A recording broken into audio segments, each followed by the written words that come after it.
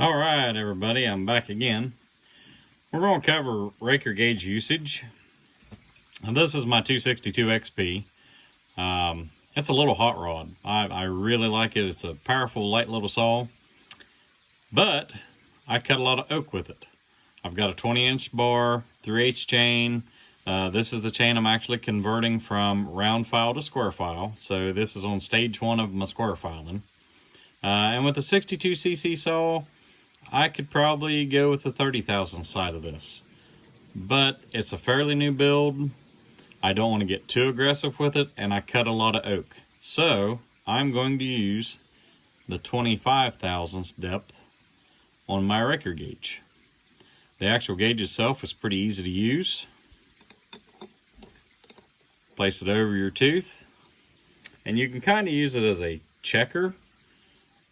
You know, if I feel any actual raker, I may not have to touch these rakers. They may be just the right height as is, or they may be a little too short as is. Stick your raker gauge on. Run your finger across it, see what you have. Be very careful not to run your thumb across the cutter itself. Especially on this chain that I just filed. One little across there and you're bleeding. So, to use it, we put it on and simply take your flat file and run across it. Now if you notice, on this one, there's no raker sticking up. So the videos that I made last time, or posted last time, are this actual chain, the same chain. I haven't cut with it since then. We made one filing on a brand new chain, and I don't have to touch the rakers yet. As you file back into the tooth will get lower and lower and lower in relationship to your bar. And as it gets lower, that makes your raker appear to stick up more. Now, it doesn't actually grow or anything. It's just higher in relationship to the cutter itself. So periodically, maybe not every sharpening, maybe every 2 sharpenings, maybe every 3 sharpenings.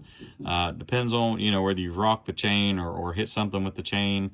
How far you let the chain go in between sharpenings will also control how often you need to use your raker gauge.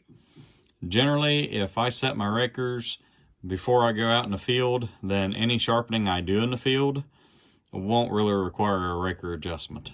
I can usually hit it twice with the file before I have to adjust my rakers.